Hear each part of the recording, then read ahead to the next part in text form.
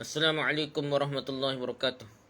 Alhamdulillah rabbil alamin wassalatu wassalamu ala asyrafil anbiya wal mursalin sayyidina Muhammad wa ala alihi wa sahbihi ajma'in. Rabbi shrah li sadri wa yassir li amri wahlul 'uqdatam min lisani yafqahu qawli. Amma ba'd. Kita sama balik kitab kita ni Sahih Fiqh Sunnah karangan Abu Malik Kamal bin As-Sayyid As-Salim.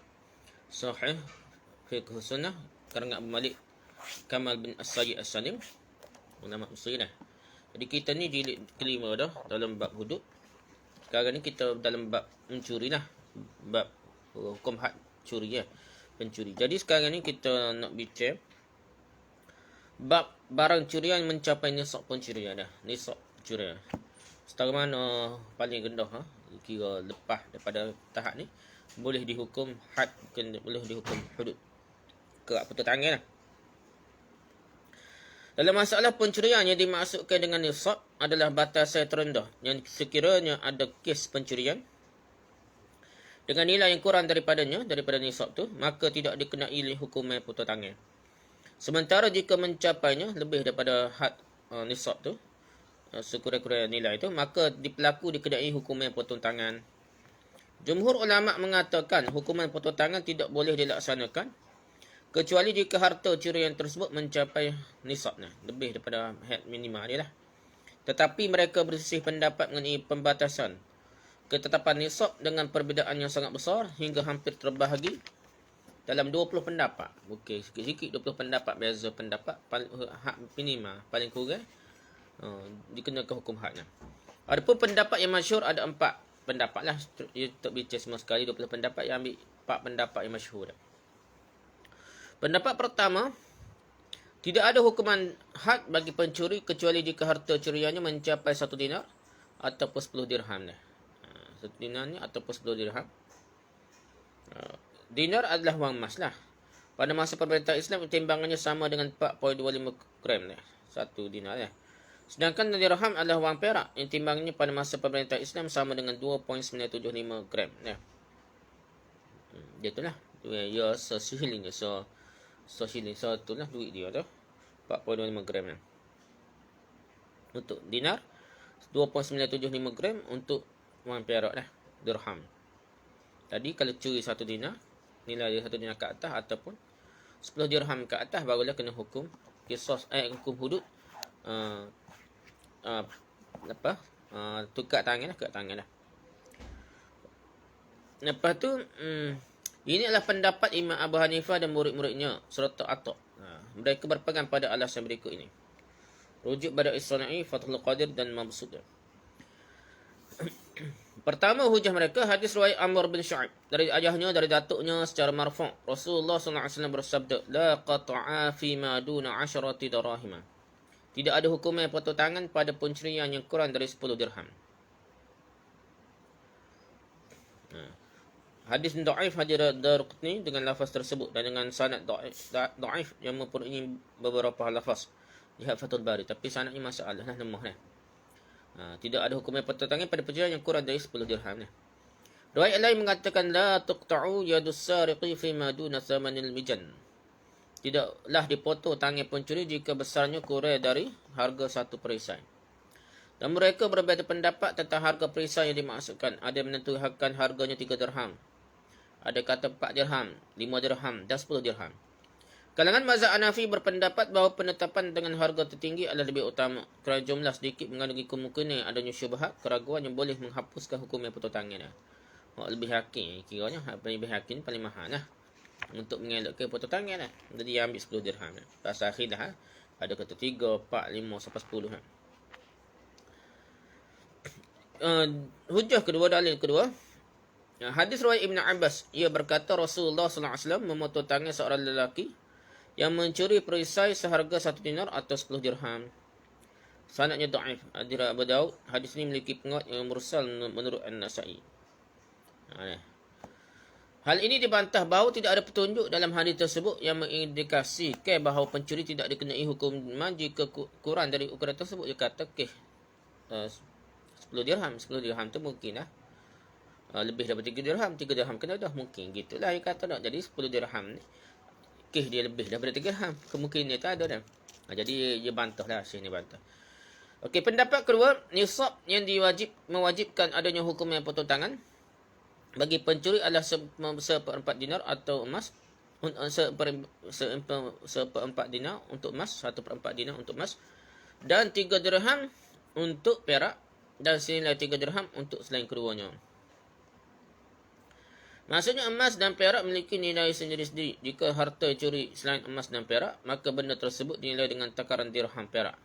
Jika nilainya mencapai 3 dirham dan tidak sampai 1/4 dinar, maka hukuman potong tangan tidak tetap dikenakan. Jadi dinar ni mahal lagi kali nak. Tak sampai 1/4 dinar pun. 3 dirham ni kena hukuman potong tangan dah. Sedangkan kalau lebih daripada 3 dirham lah. Sedangkan jika nilainya sampai 1/4 dinar dan tidak sampai 3 dirham, tak dah. Ada juga gini. Maka tidak ada hukuman jelasnya. Yang dijadikan patokan pendapat ini adalah standard perak, bukan standard emas. Ini adalah pendapat Imam Malik, riwayat Ahmad yang masyhur dan Ishaq. Juga merupakan pendapat yang diriwayatkan dari Laits dan Abu Thawr. Dia ada Saqi, Jawahir al-Iqlil, Al-Mughni, Kasyaful Qina dan Al-Nisaf. Mereka berpegang pada dalil sebagaimana berikut. Pertama, hadis riwayat Ibn Umar bahawa Nabi SAW memotong tangan pencuri perisai bernilai 3 dirham. Hadis sahih, hadis Bukhari dan Muslim. Hadis riwayat Aisyah bahawa Nabi SAW bersabda, la tuqta'u yadus sariqi illa fi rub'i dinarin fasa'idan. Tidaklah dipotong tangan pencuri kecuali nilai curiannya mencapai 1/4 dinar atau lebih. Hadis sahih, hadis Bukhari dan Muslim. Mereka berpegang pada hadis riwayat Aisyah ini jika yang dicuri berupa emas. Sedangkan jika berupa perak atau benda selain emas dan perak, maka mereka berpegang dengan hadis riwayat Ibn Umar. Mereka menguatkan hal tersebut dengan riwayat dari beberapa sahabat seperti disebutkan pada poin berikutnya. Dalil ketiga, diriwayatkan dari Anas, dia bercerita ada seorang pencuri yang mencuri perisai yang sangat aku sukai seharga 3 dirham atau harga yang setara dengan 3 dirham. Maka Abu Bakar menghukumnya dengan potong tangan. Sanad sahih, hadis Abdul Razzaq Asy-Syafi'i, Syifa'ul Aid dan Al-Baihaqi. Dalil yang keempat, diriwayatkan dari Amrah, ia bercerita seorang lelaki yang mencuri buah limau diseret menghadapi Uthman. Maka Uthman pun memerintahkan untuk menimbang buah tersebut dan ternyata bernilai 3 dirham. Yang mana ketika itu harga 12 dirham sama dengan 1 dinar. Maka dia pun memotong tangan pencuri tersebut. Ya. 3 dirham dah. Sanadnya sahih, hadis Abdul Razzaq dalam Musannaf Malik Asy-Syafi'i. Pendapat ketiga, nisabnya adalah 1/4 dinar untuk emas atau yang senilai dengannya. Tak cakap perak ni nak, nilainya 1/4 dinar. Maksudnya dijadikan patokan, dijadikan standard adalah taksiran emas, sehingga hukuman tidak dikenakan bagi orang yang mencuri 3 dirham atau senilai 3 dirham jika nilainya kurang dari 1/4 dinar. Mungkin ada musim-musim berubah kali nilai dia. Inilah pendapat Imam Syafi'i, juga diriwayatkan dari Umar, Utsman, Ali dan Aisyah, ketujuh ulama fiqh, Umar bin Abdul Aziz Al-Auza'i dan Ibn Muzir, Mughni Muhtaj, Al-Qalibi wa Umarah, Al-Mughni dan Fathul Bari. Mereka berpegang pada dalil berikut. Pertama, dalil yang pertama dah. Hadis riwayat Aisyah bahawa Nabi SAW bersabda, la tuqta'u yadus sariqi illa fi rub'i dinarin fasa'idan. Tidaklah dipotong tangan pencuri kecuali nilai curiannya mencapai 1/4 dinar atau lebih. Hadis sahih telah disebutkan sebelumnya. Mereka mengatakan sabda Nabi SAW ini lebih kuat dijadikan sebagai landasan dalil daripada sunnah yang bersifat perbuatan saja. Hadis tersebut sudah jelas, sangat jelas dalam menentukan ukuran secara definitif. Sedangkan riwayat-riwayat sahih lainnya hanya menceritakan perbuatan dan tidak menggambarkan keumuman. Yang kedua dah, dalil yang kedua dah. Jadi sini ni jelaslah terai, paling terai kata tidak dipotong, hak terai dah. Hak lain tu sekadar ayat cerita je. Ini cerita Nabi jelas tidak dipotong kan. Hadis ni sahih Bukhari Muslim, kuatlah. Yang kedua, hadis riwayat Aisyah dalam jalur yang lain, iqta'u fi rubi'i dinarin wa la taqta'u fi ma huwa adna min zalika. Laksanakanlah hukuman potong tangan pada harta curian yang bernilai 1/4 dinar. Dan janganlah melakukan hukuman potong tangan pada pencurian yang kurang dari itu. Hadis dhaif dengan lafaz ini, hadrat Ahmad Al-Baihaqi Liwa'ul Ghal. Abu Malik katakan redaksi hadis ni dhaif. Jadi hadis ni sanad itu kuat. Tapi kuat tadi kuat lah tak? Makna yang sama tapi sanad itu kuat. Kena ayat juga dah. Walaupun makna yang benar lah. Makna benar lah. Yang ketiga dah, ukuran yang jadikan patokan hujah ataupun standard dalam nilai barang curian adalah emas. Sebab emas merupakan dasar benda-benda berharga dalam perut bumi. Paling berharga, paling standard kita emas lah. Kalau kita berbahan kalau emas, perak, aluminium, ke apa semua tu, logam-logam yang menumpang ke standard emas ni. Macam benda lain kalau kita ngaji sains, air ni standard dia dah. Air lah dia ukuran liter, meter, sentimeter padu, meter padu semua tu berdasarkan ukuran air dah. Air tu jadi standard, barulah timbulnya ukuran panjang gapo tu dah. Sentimeter, meter gapo tu berdasarkan asalnya daripada air dah. Air tu dikira standard. Suhu pun berdasarkan standard air juga. 0 darjah Celsius, 100 darjah Celsius tu semua daripada distandardkan berdasarkan air. Begitu juga dalam nilai harta benda ni distandardkan apa kata? SI unit SI dia apa? Standard antarabangsa standard antarabangsa dia guna emas dah. Pendapat ini didukung oleh Al-Khattabi dengan keterangan bahawa standard wang pada masa itu adalah dinar sebab dalam lembar negara kuno tertulis 10 dinar sama dengan berat 7 misqal. 4.68 gram. Dengan demikian nilai dirham diketahui dengan dinar dan dihitung dengan patokan dinar. Jadi dirham perak berapa nilainya? Dia kena ikut emas. Emas tu standard utama dah. Yang keempat dah. Dalil pendapat yang keempat dah. Hukuman potong tangan dijatuhkan pada pencuri baik dalam jumlah sedikit maupun banyak kecuali pencuri emas. Dia tidak dikenai hukuman potong tangan kecuali jika nilainya mencapai 1/4 dinar atau lebih. Ini adalah pendapat Abu Muhammad Ibn Hazm, Al-Hasan Basri dan beberapa murid Imam Syafi'i berpendapat sama dalam hal ketetapan hukuman potong tangan. Baik harta curian itu sedikit maupun banyak. Rujuk Al-Muhalla, Mughni Muhtaj dan Mughni. Mereka berpegang pada dalil berikut. Pertama, hujah dalil yang pertama, keumuman firman Allah Ta'ala, was-sariqu was-sariqatu faqta'u aydiyahuma. Adapun orang lelaki, perempuan maupun perempuan yang mencuri, potonglah tangan keduanya. Surah Al-Maidah surah ke-5 ayat 38. Para ulama tersebut mengatakan ayat ini mencakupi curian yang sedikit maupun banyak. Tak kira sikit banyak pun kena belakang ikut dalil umum ni lah. Hujah yang kedua, dalil kedua, hadis riwayat Abu Hurairah bahawa Nabi sallallahu alaihi wasallam bersabda, la'anallahu as-sariqa yusriqul baydah fatuqta'u yaduhu wa yasriqul habla fatuqta'u yaduhu. Allah melaknat pencuri yang mencuri telur hingga tangannya dipotong. Dan orang yang mencuri tali hingga tangannya dipotong.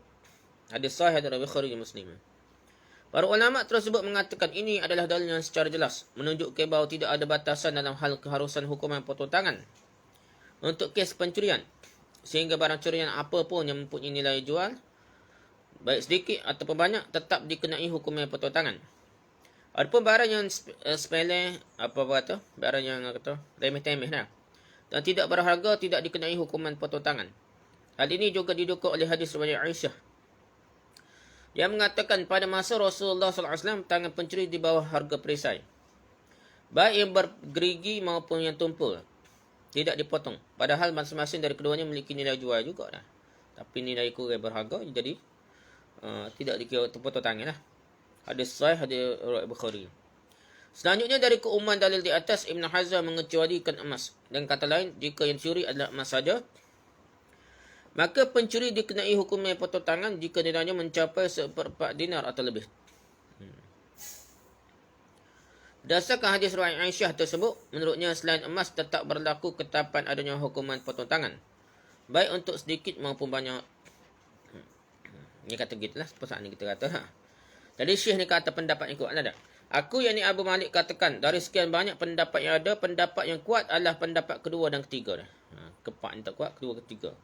Akan tapi penetapan nisab dengan standard emas dah lebih kuat. Pendapat ketiga dah.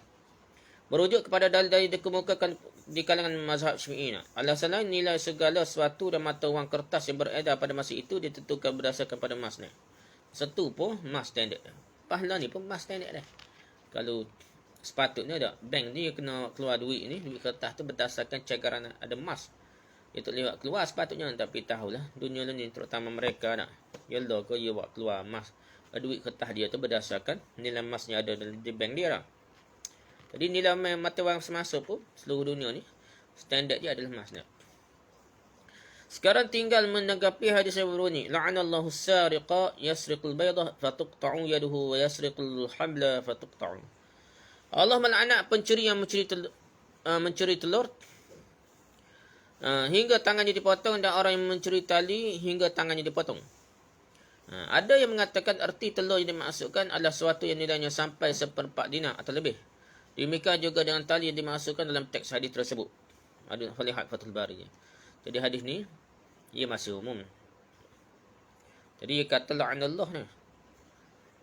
Jadi seolah-olah Nabi ni nak marah kau curi, tak kira curi sikit pun sepatut kena kat tangan tak. Tapi perlaksanaannya hak jelas Nabi sebutnya ialah 1/4 dinar. Dia kata gitu lebih kurang. Lihat Fathul Bari kan. Jadi benda ni adalah nak suruh beringat. Jangan tu Nabi nak marah tak biar orang curi. Tapi untuk standard perlaksanaannya tetap 1/4 dinar. Okey. Keadaan nisab dan waktu pencurian yang menyebabkan hukum yang potong tangan. Bada' as-Sana'i al-Mudawwanah, Munihatul Mustas dan Bughniyah. Okey, keadaan nisab dan waktu pencurian yang menyebabkan hukum yang potong tangan. Keempat mazhab sepakat bahawa yang dijadikan sebagai standard nilai nisab adalah pada saat pencuri mengambil barang tersebut dari tempat penyimpanan. Bukan terdedah tengah jalan, jumpa tepi jalan dah. Tempat simpan molek dah. Jika nilai barang curi tersebut kurang dari nisab pada saat pencurian dilakukan, kemudian nilai tersebut bertambah hingga mencapai nisab pada saat keluar dari tempat penyimpanan harta, maka ia tidak dikenai hukum yang potong tangan. Dia simpan tu asalnya setahun tu. Tiba kembali, tahulah biuk setahun mana. Jadi berkembang. Kalau berkembang tu curi tu berdasarkan hak yang simpan lah. Hak dia tiba-tiba berkembang jadi banyak telur kau jadi gapo dah. Kita kira lah dah. Ini tidak kira. Ini kira hak asal-asal simpan dah. Sementara itu jika nilai harta yang curi pada saat dikeluarkan dari tempat penyimpanan mencapai nisab, kemudian berkurang setelah itu, maka menurut kalangan mazhab Maliki, Syafi'i dan Hanbali, hukuman tetap dilaksanakan. Baik pengurangan nilai tersebut terjadi pada barang curian itu sendiri kerana sebahagian barang tersebut rosak ketika di tangan pencuri setelah keluar dari tempat penyimpanan, atau kerana perubahan nilai tukar. Harga telur, harga gabah berubah. Jadi naik turun pun tak kisahlah. Yang pentingnya kalau capai nisab, hak asal-asal curi tu capai nisab, maka dikira kena potong tangan lah. Kena potong tangan lah. Adapun kalangan mazhab Hanafi mengatakan masalah tersebut perlu diperincikan. Jika pengurangan nilai itu terjadi pada barang curian akibat rosak ketika di tangan pencuri, maka pengurangan nilai itu tidaklah dianggap. Dikira hak asal. Bagi rosak tu kena kira juga. Sehingga pencurinya tetap dikenai hukuman potong tangan lah. Adapun jika pengurangan nilai tersebut ditimbulkan oleh perubahan nilai tukar, di kalangan mazhab ini berkembang dua pendapat. Pendapat pertama, standardnya adalah nilai barang ketika pencurian dilakukan. Pendapat pertama, ikut masa dicuri dah. Sehingga pencuri tetap dijatuhi hukuman sebagaimana pendapat jumhur ulama. Pendapat kedua, jika nilai barang curian itu berkurang dari nisab sebelum ada hukum oleh hakim terhadapnya, jatuh hukum oleh hakim terhadapnya, maka pencuri tidak boleh dikenai hukum yang potong tangan. Kerana pencuri tidak melakukan pengurangan tersebut. Alasan lainnya, pengurangan nilai yang terjadi di hadapan hakim mengesankan syubhat yang boleh menghapuskan hukumnya. Ini pendapat kedua lah. Okey. C. Harta yang curi di sini tersimpan di tempat terjaga. Bukan tengah jalan, jumpa. Itu tempat terjaga. Menurut kalangan ulama fiqh, kata al-hirs berarti tempat yang terjaga dan biasanya digunakan sebagai tempat penyimpanan harta, supaya pemiliknya tidak mengkhawatirkan kehilangan barangnya jika disimpan di tempat tersebut. Jumhur ulama antara lain kalangan mazhab Hanafi, Maliki, Syafi'i dan Hanbali berpendapat bahawa hukuman bagi pencuri tidak dilaksanakan kecuali jika pencuri mengambil harta yang mencapai nisab dari tempat terjaga dari pencurian. Simpan molek dah dah. Simpan bekas lebih tempat-tempat itu molek dah. Ada dari rumah ke apa dah. Sebab jika harta yang tidak terjaga itu hilang, maka ia menjadi tanggungan pemiliknya sendiri. Dia tak kasi, tak bega jambe ke apa dah. Tu tanggungan dia dah. Bada' Isani Bughani Muntash dan Kasyful Qina'. Jumhur ulama berpegang pada hadis Amr bin Syu'aib dari ayahnya, dari datuknya yang mengatakan, saya mendengar seorang lelaki dari Bani Muzainah bertanya kepada Rasulullah SAW mengenai kambing Harisah. Maksudnya kambing yang kemalaman di gunung, bermalam di gunung dan belum kembali ke kandang lalu dicuri oleh seseorang. Yang ada di padang rumput Bani Muzainah. Tengah padang rumput mencuri. Beliau menjawab, fiha thamanuha marratani wa darbu nakalin ma ukhidha min 'atanihi fa fihi al-qat'u idza balagha ma yu'khadhu min dhalika thaman al-mijan. Mencuri kambing tersebut dikenai kewajipan mengembalikannya 2 kali lipat harganya dan dicambuk sebagai hukuman balasan. Sedangkan jika yang diambil dari tempat minumnya, maka pencuri yang dipotong tangannya jika apa yang diambil darinya mencapai harga 1 perisai. Jadi sini nak ya bu. Kalau benda tu kita nampak macam tak jaga, bukan tempat di kandai ke apa macam di rumah kawasan kita dah. Pergi ceruk di padai mana-mana, bawa kambing kita ke bawa lembu kita ni nak. Dia kena curi tengah-tengah kita, tengah-tengah padai gitu. Ataupun kita lepas lembu kita pergi makan mana-mana kena curi orang. Jadi sini tak siapa tahap potong tangan. Dia cumanya kena bayar, kena dendanya, kena bayar 2 kali ganda dah. Dia kata dah. Kalau lembu tu ke 2,000 kan, kena bayar 4,000 gitulah dak denda dia. Lepas tu kena bedah dah, kena rotan dah. Itulah. Tak usah masuk jagalah cakap tangguh kerja nak. Bayar gaji tak cukup. Jadi kena buat gini mudah dak.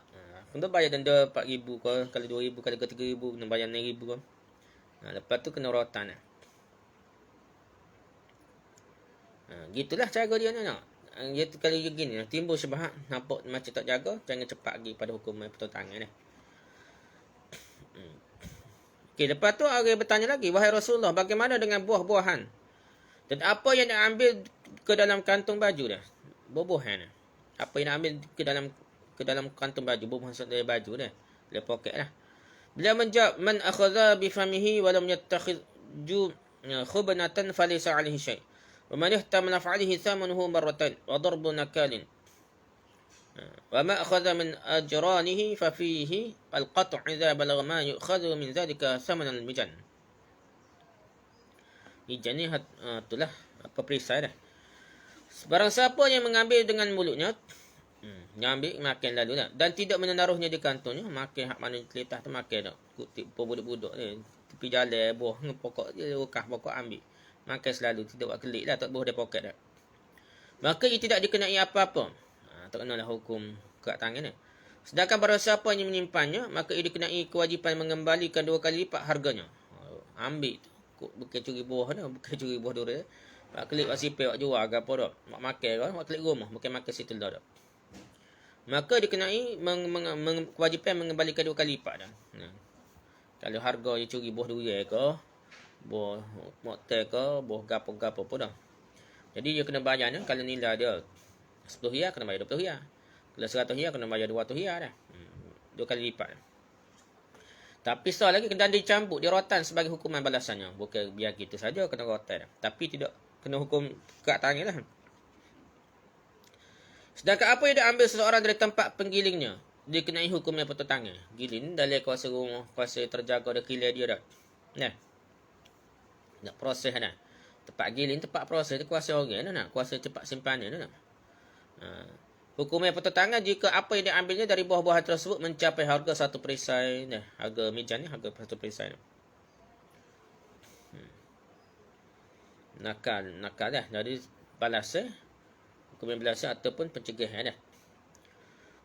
Hadis ni hasan ni. Hadis ni kuat juga. Hasan boleh dah. Dia berhujah ni. Dalam hadis ini, itu ada balasan mengenai tempat penyimpanan barang. Bahawa Rasulullah SAW menggugurkan hukuman potong tangan dari pencuri buah secara langsung. Yang gukah pokok ambil dia. Dan mengenakan hukuman potong tangan bagi pencuri yang mengambilnya dari tempat penyimpanannya. Kalau curi pokok ni terdedah gitulah. Mudah nak ambil. Tidak simpan molek. Tapi kalau simpan molek di rumah gapo tiba curi juga. Ni memang perangai curi sungguhnya. Memang jahat sungguh dah. Ada rumah orang pecah masuk dah. Ni. Ataupun tebuk ke atas dah. Curi ke atas dah. Berat lagi dah. Jahat lagi curi ke atas daripada curi kot pintu je nak. Jadi ada lah curi ke atas dah. Banyak menang lah curi ke atas dah. Kita ingat masuk ke mana, kena masuk ke atas. Jadi curi tu memang berdoa lalu jahat dah. Kalau dia ambil di pokok teh sikit ni dok dia masuk di rumah orang dia. Tepak simpan molek dia curi jaga. Oh ni lah kena hukum potong tangan dah. Demikian pula dengan kambing. Domba ni kambing ni. Hadis ini membatasi keumuman yang ada dalam firman Allah Ta'ala. Wasariqu wasariqatu faqta'u aydiyahuma. Adapun orang lelaki maupun perempuan yang mencuri, potonglah tangan kedua-duanya. Jadi tak kira tangan lelaki ke tangan perempuan ke potong kalau mencuri. Surah Al-Maidah surah ke-5 ayat 38. Jenis-jenis tempat penyimpanan. Rujuk Bada' As-Sana'i, Al-Kharsi, Qalyubi wa Amarah dan Al-Bughni. Ini kitab-kitab yang kita kitab turak, kitab khazanah ilmu yang banyak lah. Cuma lah ni kitab-kitab tu payuh lah nak baca kalau ilmu alat tu tinggi. Lepas tu tak faham sekarang lagi dah pasal dia sangat detail dah. Jadi kitab kita baca ni mudah dah, nampak setahun ni mudah sangat dah. Kitab asal je lagi payuh dah nak ngaji. Kitab ni ringkas mudah sangat. Hak Arab pun mudah ni. Ni hak terjemah lagi mudah lah untuk kita orang Melayu ni. Kena sabar sikit lah dengar dah.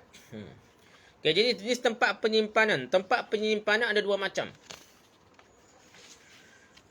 Pertama, tempat yang terjaga dengan sendirinya. Hirzul makan. Automatik jadi terjaga. Maksudnya setiap tempat yang dia dilokasikan, ditempatkan untuk menyimpan barang. Dan terdapat larangan memasukinya. Kecuali ada izin pemiliknya. Seperti rumah. Rumah ni automatik dah kita beri siapa-siapa masuk ikut. Dah nak. Orang nak atas bagai pun. Pagar gitu je dah. Tak boleh masuk pada rumah ni. Jadi kita ni ada privacy kita. Jadi situ automatik dia jadi tempat simpan. Duduk dalam rumah, kira terjagalah, tersimpan. Dah tiba-tiba orang masuk pecah rumah. Melalui pintu, melalui pintu dapur, kau tingkat kau ataupun kau atak. Apa paling jahat sekali, kau atak dah. Jadi, waktu tu, memanglah curi lah tu. Dia curi lah. Tak berkat dah. Dosa lah dah. Kena kat tangan dah. Sepatutnya gitu dah. Yang kedua dah, tempat yang aman. Kerana ada faktor lainnya, hirzul hafiz. Maksudnya tempat yang tidak diperuntukkan sebagai tempat simpan dan tidak larang untuk masukinya, seperti masjid dan pasar. Masjid dan pasar ni tempat yang kita kata bukanlah tempat privasi lah, tempat umum lah. Jadi, iki tempat simpanan juga sini. Sepatutnya situ orang tak curi, dia masjid ke apa, dia pasar, jadi bawa curi lagi. Tempat ini tidak dinyatakan sebagai tempat terjaga jika tidak diberi seorang penjaga yang dapat menguasainya sesuai dengan tugasnya. Tapi kata masjid ke apa pun, bukan lagi tempat terjaga kecuali ada jaga ke apa kali tak. Gitu lebih kurang dah. Aturan dan pengertian tentang tempat yang terjaga diserahkan pada adat setempat. Sehingga hal itu berbeza-beza sesuai dengan perbezaan zaman, tempat, jenis harta yang mesti dijaga dan sifat penguasa antara ada dan tidak ada serta kuat dan lemah. Jadi benda ni tempat terjaga tu serah pada adat setempat uruf dia. Sebab itu kita kata hudud-hudud pun bukan sekadar kat tangan tau. Kalau kita tengok masalah lagi tak stabil lagi, kita kena kalau buat pun dalam perkara yang berat sangatnya, kita buat straight payah benar. Contohnya curi kat atak dulu dah. Curi lain tu tunggu dulu dah. Ataupun kita rasuah dulu kau dah. Macam di China rasuah nak bedil dia hukum bunuh Jadi kita ambil waktu kau tak? Dulu kau kalau bukan hudud pun kita kata seumpama hudud dah kita kerat tangan hak mana penting dah, hak mana berat dulu dah. Pasalnya kadang-kadang dia jadi syubhat keraguan, dia takut alah tidak adil lah.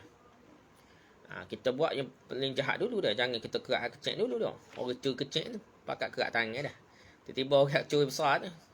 Abang pindah akaun, curi kat akaun lah ni kan orang canggih-canggih dah. Mencuri hak sepatutnya selamat dalam bank dah. Tiba ada orang curi dah. Main scam ni tak, curi kot online dah. Jadi orang ni kat tangan dulu kau tak, daripada curi hak kecil-kecil. Biarlah berperingkat dah. Kalau kita nak laksanakan hukum kat tangan, jangan duk ke cara kau main 1/4 dinar sungguh ni. Cari orang sesat sungguh. Curi hak berapa lepas tar kau dah. Berapa lepas tar kau 3 dinar, 3 dirham atau 1/4 dinar kat auto dulu dah. Tiba orang kaya ni curi hak berjuta-juta ni lepas. Jangan gitu. Jadi pernah jadi dah di Nigeria ke apa jadi masalah. Jadi kat Algeria saya tinggal. Nigeria jadi masalah orang ngamuk lah, orang masyarakat orang kampung ngamuk, masyarakat akan marah dah. Okey, jadi kita kena adil dalam pelaksanaan. Oleh kerana itu kalangan ulama fiqh berselisih pendapat mengenai syarat-syarat yang wajib dipenuhi agar sebuah tempat penyimpanan boleh dianggap terjaga secara sempurna. Khilaf pula setara mana dikira tempat ni terjagalah. Kalau rumah tu tak apalah, beres di tempat lain dia. Berikut ini kami sebutkan hukuman yang dijatuhkan pada orang yang melakukan pencurian dari tempat tersebut. Hal ini diuraikan secara lengkapnya dalam kitab-kitab furu' yang cabang-cabang pembahasan ilmu fiqh. Jadi kitab-kitab fiqh lah yang detail. Berikut ini ada beberapa contoh tempat penyimpanan yang terdapat pada masa Nabi sallallahu alaihi wasallam. A. Pertama, tempat penyimpanan buah. Tempat tu bukan rumah orang tu, tapi macam satu store tempat simpan buah khusus dia. Hadis riwayat Amr bin Syu'aib dari ayahnya dari datuknya mengenai orang yang bertanya kepada Rasulullah sallallahu alaihi wasallam tentang buah-buahan yang tergantung pada pohonnya seperti disebutkan sebelumnya, menunjukkan bahawa tempat penyimpanan buah adalah tempat yang aman dan terjaga untuk buah-buahan. Jika buah-buahan dicuri dari tempat penyimpanan ini, maka pencurinya dikenai hukuman potong tangan. Sedangkan pelaku pencurian buah-buahan yang masih tergantung di pokok pohonnya tidaklah dikenai hukuman potong tangan. Melainkan hanya diberi hukuman ta'zir berupa kewajipan membayar harga buah-buahan tersebut 2 kali ganda, 2 kali lipat disertai cambukan atau kurungan. Rotai ke gapo bedah. Ataupun kurung. Kurung ni kerjaan tangguh itulah kos dia. Okey, dia ada baik bedah.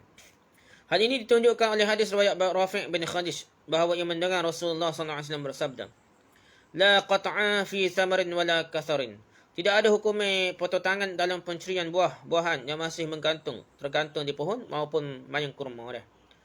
Hadis ini disahih oleh Albani, Hadis Abu Daud, An-Nasa'i, Ibn Majah, Ahmad dan tempat lainnya, Ibn Al-Jarud, Al-Bahaqi, Ibn Hibban dan yang lainnya, dan diriwayatkan dari beberapa jalur periwayatan. Adapun yang kuat adalah diriwayatkan dari jalur yang munqati', terputus. Tapi Albani mensahihkannya dalam Al-Irwa' Al-Ghadir dan ini memerlukan ada pembahasan tersendiri. Lihat Syifa'ul Ain karangan Syekh Abu Umair Al-Athari. Jadi khilaf lagilah kekuatan hadis ni. Mengenai hal tersebut, jumhur ulama termasuk 4 mazhab, rujuk Al-Bada'i, Al-Dasuqi, Mughni Muhtaj, Al-Mughni. Jadi termasuk 4 mazhab selain mazhab Hanafi menyatakan perlu adanya syarat untuk melaksanakan hukum yang potong tangan, iaitu buah tersebut kering dan tidak berupa buah yang basah. Keterangan dan pembicaraan mengenai hal ini telah disebutkan sebelumnya. Jadi kadang-kadang buah hak mudah rosak tu kena makan selalu, tidak dia punah, tidak dikenai hukum potong tangan dia. Yang B dia, masalah manusia adalah tempat yang aman bagi dirinya sendiri dan tempat tidurnya. Diriwayatkan dari Safwan bin Umayyah, ia berkata, aku tidur di masjid di atas kain beldru milikku seharga 30 dirham. Kemudian datang seorang lelaki yang mencurinya dariku. Lelaki itu pun ditangkap dan dihadapkan kepada Rasulullah SAW. Lalu beliau memerintahkan untuk memotong tangannya. Jadi tidur ni atas kain beldru. Kain itulah, kain apa kata. Kain dia lah, kain selimut dia apa dah. Jadi dia tidur, maksudnya dengan kat tubuh dia dah. Tiba-tiba ada orang curi. Sofwan berkata, aku mendatangi Rasulullah SAW dan berkata, apakah engkau memotong tangannya hanya gara-gara 30 dirham saja? Saya akan menjualnya dan berikan wang penjualannya kepada orang ini. Maka Rasulullah SAW menjawab, fahalla qabla an ta'tiyani bih. Mengapakah engkau tidak melakukan itu sebelum engkau membawakan padaku? Bawa pada aku. Hadis sahih, hadis Abu Daud, An-Nasa'i, Ibn Majah, Ahmad dan Bahaqi. Dari hadis ini dapat difahami bahawa manusia mampu menjaga pakaian di tempat tidurnya ketika dia sedang tidur. Di mana dia pun ia berada baik di masjid maupun di tempat lainnya. Jadi tempat teramin dia, tempat terjaga dah kira tidur sekali pakaian dia. Tiba-tiba orang ambil lagi masa dia tengah dakak pakaian dia.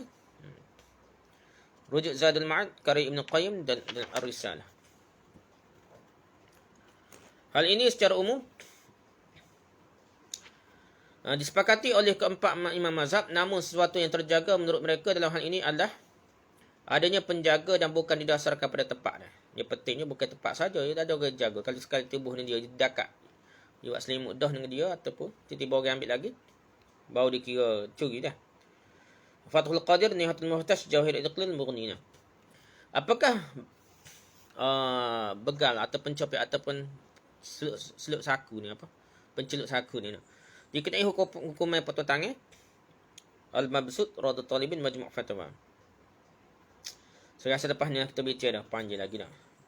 Lepas ni kita bincang ni nak sekat mana dah. Sebab saya ada kelah apa ni. Sekat itu saja kita sudahi dengan suratul Asr dan tasbih bareng. Bismillahirrahmanirrahim. Al-'asr innal insana lafi khusr illa alladziina amanu wa haqq wa tawasaw bis sabr. Subhanakallahumma hamdika subhanakallahumma hamdika subhanakallahumma hamdika asyhadu an la ilaha illa anta astaghfiruka wa atubu ilaik. Assalamualaikum warahmatullahi wabarakatuh.